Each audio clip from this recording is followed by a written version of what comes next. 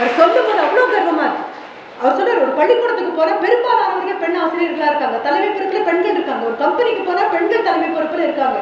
ஒரு மிகப்பெரிய ஒரு ஸ்டார்ட் அப் அப்படின்னு பார்த்தோம்னா பெண்கள் அதிகமாக இருக்காங்க. ஆண்டர்பிரினர்ஸ்னா பெண்கள் அதிகமாக இருக்காங்க. மருத்துவர்களா பெண்கள் அதிகமாக வந்து நிற்கிறாங்க. எந்த இடத்துக்கு போனாலும் இந்தியாவை பொறுத்த வரைக்கும் இந்த கிளாஸ் சீலிங்கை உடைச்சிட்டு மேலே வரணும் அப்படின்னு பெண்களுக்கு தனியாக சொல்ல வேண்டிய காரியமே இல்லை. ஏன்னா பெண் முதன்மை பொறுப்பில் இருக்கக்கூடிய கலாச்சாரத்தில் வந்த நாடு இது. அதனால எந்த கோவிலுக்கு போனாலும், நேற்றுக்கு இங்க இருக்கக்கூடிய சாரங்கபாணியை பார்க்க போன பொழுது முதல்ல யாரை பார்த்துட்டு தான் அவரை பார்க்கணும் அப்படின்னா தாயார் அப்படின்னு சொல்லக்கூடிய அம்பிகை அந்த அம்மாவை பார்த்துட்டு தான், தாயாரை பார்த்ததுக்கு அப்புறம் தான் அங்க போக முடியும். அம்மாவுக்கிட்ட சொல்லித்தான் அப்பா கிட்ட போக முடியும்.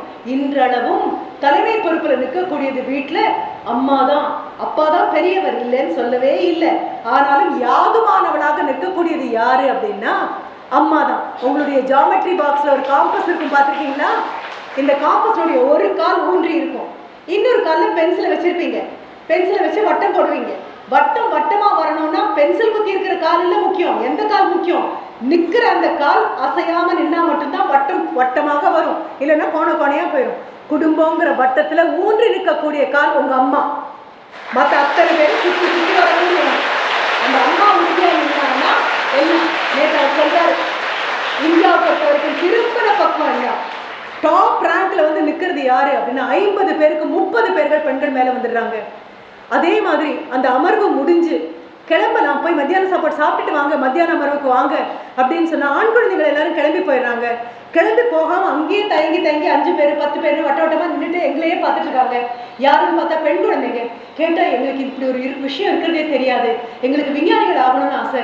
அத்தனை பேர் முன்னால எங்களால கேள்வி கேட்க முடியல. ஆனா மேடையில் இருக்கக்கூடிய விஞ்ஞானிகள் கிட்ட நாங்க சாப்பாடு எப்போ வேணாலும் சாப்பிட்டுக்கிறோம், அவங்க கிட்ட ஒரு கேள்வி கேட்கணும், கேட்டுட்டு போயிடணும் அப்படின்னு இங்க இருக்கக்கூடிய பெண் குழந்தைகளுடைய ஆர்வத்தை பார்த்தா அவ்வளவு ஆச்சரியமாக இருக்கு, அவ்வளவு பரவசமாக இருக்கு அப்படின்னு சொன்னார்.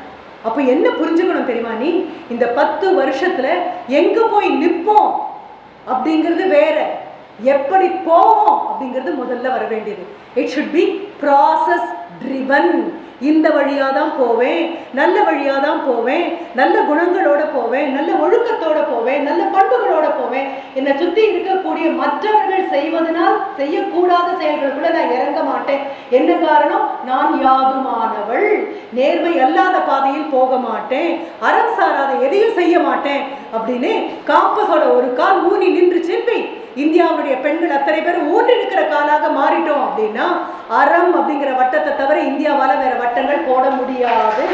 அப்போ நீ முதல்ல எந்த நிலைக்கு நாம் வந்தாலும் அந்த நிலைக்கு நாம் வரதுக்கு தேர்ந்தெடுத்த பாதை சுலபமானது அல்ல, சரியானது. ஏன்னா யாதுமானவளான முன்னால இயற்கை 2 வழியை காட்டும்.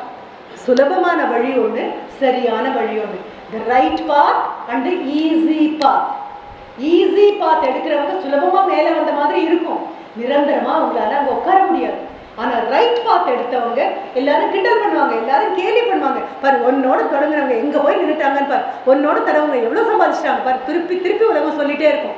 ஆனாலும் உனக்கு ஒண்ணு தெரியும், அவங்க தொடங்கி அந்த மின்னல் வேகத்துல அங்க போயிருக்கலாம். நீ நிதானமாக போகக்கூடிய நபராக இருந்தாலும் சரி, யாரோடும் போட்டி போடாம இருந்த சவரந்து, ஆனா ஒரு அச்சமும் இல்லாம உனக்கு படுத்த உடனே தூக்கம் வரும், மன அமைதி இருக்கும். மனதில் ஆகா இவங்க வருவாங்களோ அவங்க வருவாங்களோ இவங்க எதுவும் இருக்காது. நீ தேர்ந்தெடுத்த பாதை அவ்வளவு சரியான பாதை. அதான் காந்தியடிகள் ரொம்ப அழகா சொல்லக்கூடியது என்ன தெரியுமா? நீ பயப்படக்கூடிய பேயும் பிசாசும், the devils which you are scared of, நீ பயப்படக்கூடிய பேயும் பிசாசும் வெளியில இல்லை அம்மா, உனக்குள்ள இருக்கு. The devils which you are scared of are inside, and the great battle you have to fight is not outside. The battle has to be fought inside. மிகப்பெரிய போரை நீ உனக்குள் நடத்தி கொண்டே இருக்க வேண்டும்.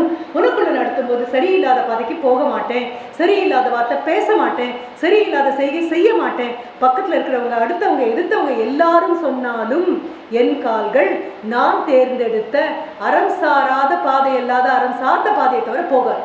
இது அடுத்து நீ எடுக்க வேண்டிய பெரிய நிலைப்பாடு. 10 வருஷம் கழிச்சு என்னை சந்திக்கும் போது நீ சொல்லலாம், நீங்க சொன்ன அளவுக்கு நான் மேலே வரல மேடம். அப்போ கூட நான் சிரிச்சுட்டே சொல்வேன், நான் சொன்ன அளவுக்கு நீ மேலே வராட்டா கூட நான் சொன்ன பாதையை நோக்கி நீ போயிட்டு இருக்கல, அதுவே பெரிய ரிவார்ட். ஒலிம்பிக் கேம்ஸ்ல தங்கம் வாங்குறது இல்லை, ஒலிம்பிக் கேம்ஸ்ல பங்கெடுக்க தகுதி வாங்குறதே பெரிய விஷயம். அதுதான் பெரிய விஷயம்.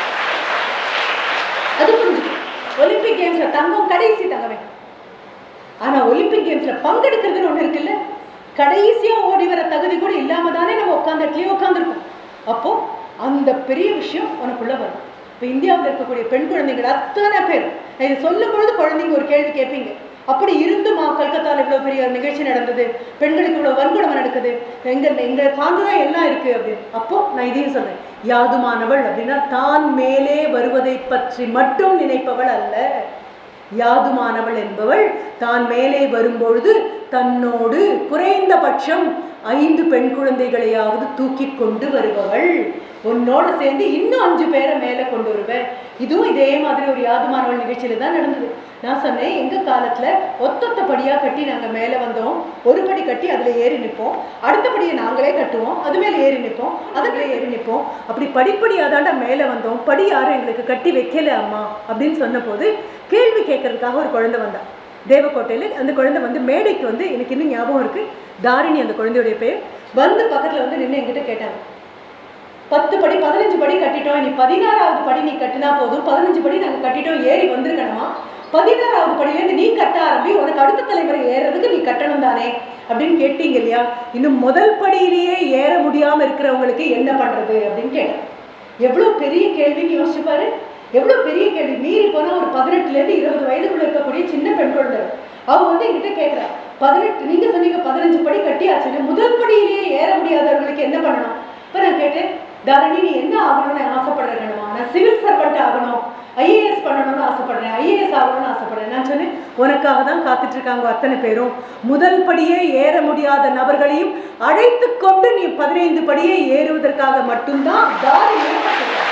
அப்ப என்ன பண்ற, நீ எல்லாரையும் கூட்டிட்டு யாருமானவள் எப்படிப்பட்ட குழந்தையாக இருக்கணும். நான் மேலே வந்தா வெற்றி அல்ல, என்னோடு சேர்ந்து இன்னும் 10 பேரை, எந்த 10 பேரை, இதே மாதிரி சரஸ்வதி பாடசாலையில படிக்கக்கூடிய வாய்ப்பு கிடைக்காத ஒரு 10 பேராக இருக்கலாம், பள்ளிக்கூடம் போக முடியாத ஒரு 10 பேராக இருக்கலாம், 1ஆம் வகுப்புல உங்க கூட சேர்ந்துட்டு அதுக்கப்புறம் ஏதோ காரணத்தினால 8ஆம் வகுப்பு வந்ததுக்கு அப்புறம் படிப்பை நிறுத்தின குழந்தையாக இருக்கலாம், குடும்பத்தின் பொறுப்பை காப்பாற்றணும், பின்னால் இருக்கக்கூடிய 4 குழந்தைங்களை பார்க்கணும், அம்மா வேலைக்கு போறாங்க, அப்பா வேலைக்கு போறாங்க, கட்டிட வேலைக்கு போகக்கூடிய நபராக இருந்தாலும் குழந்தைய வீட்டில் பார்க்கணும் அப்படின்னு மூத்த சகோதரியே அம்மாவாகக்கூடியது இந்த நாட்டில் மட்டும்தான் காரணம். அப்போ அப்படி பார்க்கக்கூடிய ஒரு பெண் குழந்தையாக இருக்கலாம். இத்தனை பேரையும் கையில கோத்து இழுத்து மேலே கொண்டு போறதுக்காக மட்டும்தான் உனக்கு கல்வி கொடுக்கப்படுதுன்னு புரிஞ்சுக்கோ. நீ உயர்றதுக்கெல்லாம் உனக்கு கல்வி, கல்விங்கிறது கல்பத்தருனா கற்பக விருட்சம் அப்படின்னு சொல்லுவோம். அந்த மரத்துக்கு நின்று என்ன வேண்டினாலும் கிடைக்கும். மேடம் சொல்லும்போது அந்த பாடல்ல வந்தது என்ன அழகாக வந்து தெரியுமா, கடைந்த போது பார்க்கடைத்து கிழந்த போது அதிலிருந்து அமிர்தம் மட்டுமல்ல அந்த ஆழகாலத்தை மிடர்ல தக்க வச்ச ஈசனே அப்படின்னு நீங்க பாடினீங்க. அப்போ அந்த பார்க்கடல கடைஞ்ச போது அமிர்தம் வந்த போது எல்லாரும் எனக்கு வேணும் வாங்க ஓடினாங்க. விஷம் வந்த போது எனக்கு வேணும் யாருமே கேட்கல. அப்போ தெய்வம் தான் வந்து எடுத்து குடிக்க வேண்டியிருந்தது. அப்போ என்ன பண்ணணும், கல்வி உனக்கு கொடுக்க வேண்டிய மிகப்பெரிய தைரியம் என்ன அப்படின்னா, நல்லது வரும்போது ஓடி வந்து பங்கு போட 1000 பேர் இருப்பாங்க. அல்லது வரும்போது, அது கெட்டதுன்னு கூட நான் சொல்லலை, அல்லது, அதுவும் வள்ளுவர் ரொம்ப அழகா அல்லது அப்படின்னு சொல்லுவான். அல்லவை தேய அறம் பெருகும் நல்லவை நாடி இனிய சொல்லின் அப்படிம்பாரு. அப்போ நல்லதுக்கு எதிர்ப்பதமாக அல்லது வரும்போதும் பிடிச்சு தூக்கி மேலே கொண்டு வர்றதுக்கு உன்னோட ஒரு 10 குழந்தைகளை நீ மேலே கொண்டு வர அப்படின்னு சொன்னா அப்போ நீ யாதுமானவள். பார்த்துருப்பேல பெண் தெய்வங்கள் எல்லாம், பெண் தெய்வங்களுக்கு 10 காலெல்லாம் கிடையாது, 15 தலையெல்லாம் கிடையாது. அசுரனுக்கு கூட 10 தலை உண்டு, படைக்கிற பிரம்மாவுக்கு கூட 4 தலை உண்டு, ஆறுமுகனாக முருகனுக்கு கூட 6 உண்டு. 1000 தலையோடய 10 தலையோட எந்த அம்மனையும் நீ பார்த்துருக்க மாட்டேன். பாவம் ஒத்த தலை தான். ஆனா போதும், ஒரு தலை 1000 தலை யோசிக்கக்கூடியது அந்த ஒரு தலை யோசிச்சிடும். அதனால பெண்ணுக்கு ஒரு தலை போதும். ஆனா கால்கள் 2 போதும். ஏன்னா ஓடுற நபர் அவல்ல, அவ ஊன்றி நிற்கிற நபர். அப்போ கைகள் மட்டும் எப்படி தெரியுமா, எக்கச்சக்கமான கைகளை கொடுத்துருவாங்க. ஏன்னா அத்தனை கைகளையும் அத்தனை ஆயுதம், அத்தனை கைகளையும் அத்தனை ஞானத்திற்கான தேவை, அத்தனை கைகளும் அத்தனை பேரை பிடிச்சு தூக்கி மேலே கொண்டு வர்றதுக்காக. இப்போ நீ கடந்து போகும்போது இன்னித்த தேதி மார்க் பண்ணியாச்சு மனதில், 27/8/2024. இதே 27/8/2034 பொறுப்பு உங்ககிட்ட கொடுத்தாச்சு. வழியில நிறைய பிரச்சனை வரும் தங்கமே. ஆனா பிரச்சனைக்குள்ளேயே தான் வழியே இருக்கும். வழியில பிரச்சனை வந்தா தாங்கலாம், பிரச்சனையே வழியா இருந்ததுன்னா தாங்குவோம். பிரச்சனைகளுக்கு என்ன சொல்வேன், நன்றின்னு சொல்வேன். நிறைய காயப்படும், பல பேருடைய வார்த்தைகள் நம்மளை காயப்படுத்தும், பல பேருடைய வார்த்தைகள் நம்ம கால்களை தளர வைக்கும், பல பேருடைய வார்த்தைகள் நம்ம தோள்களை தொங்க வைக்கும். இது அத்தனையும் வரும்போது நான் சொன்னது மறுபடியும் ஞாபகம் வச்சுக்கோ. Worship your wounds. உன் காயங்களை கொண்டாடு, உன் காயங்களை கும்பிடு. என்ன காரணம் அப்படின்னா, சுந்தர் பிச்சை பேர் கேள்விப்பட்டிருக்கேன்ல, கூகுளுடைய சிஇஓவா இருக்கக்கூடிய சுந்தர் பிச்சை, அவர் ரொம்ப அழகா சொல்வாரு, wear your failure as a badge of honor. உன் தோல்விகளை எல்லாம் உன் மார்பில் வெற்றிக்கான பதக்கமாக குத்திக்கொள். எத்தனை முறை தோற்றாய் என்பது போதும், நீ ஏன் வெற்றி பெற்றாய்னு ஊருக்கு தெரியறதுக்கு. அதனால என்ன பண்ண, தோல்வி வரும், நன்றி, கீழே துவண்டு விழுவேன், நன்றி, 10 பேர் முன்னாலும் பின்னாலும் பக்கத்துல இருந்து பேசுவார்கள், மிகப்பெரிய நன்றி. ஆண்டவங்கிட்ட கேளு, 10 பேரோட நிறுத்தாதப்பா, இன்னும் 40 பேரை கொடு, என் முதுகு பின்னால பேசுறதுக்கு 40 பேரை கொடு, என் பலத்தை போக்குறதுக்காக 40 பேரை கொடு. இத்தனை பேர் நீ விழுவேன்னு சொல்லும் பொழுது நான் விழலாம். விழுந்ததுக்கு அப்புறமா அவங்க எல்லாரும் சிரிப்பாங்க, கை கொட்டி சிரிப்பாங்க. விழுந்தா சிரிக்காத நண்பன் கூட இல்லைன்னு சொல்லுவோம். நம்ம விழும்போது 10 பேர் சிரிப்பாங்க. சிரிக்கும் பொழுது கூட அவங்க சிரிக்க சிரிக்க நீ என்ன பண்ணுவ தெரியுமா, விழுந்தே கிடக்க மாட்டேன். விழுந்த அடுத்த நிமிஷம் விழறதுக்கு எவ்வளவு சக்தி தேவைப்படுதோ அவ்வளவு சக்தி தான் தேவை எழறதுக்கும். இப்போ அடுத்த நிமிஷம் என்ன பண்ணிருப்பேன், எழுந்திரிச்சு நிற்பேன். இந்த 10 வருட காலத்துக்குள்ள 10 தடவை விழுந்திருக்கலாம், ஆனா 11ஆவது தடவை நீ எழுந்திரிச்சிட்டேன்னு வை, அந்த கணக்கு மட்டும்தான் 10 வருஷம் கழிச்சு நீ என்கிட்ட சொல்ல போற.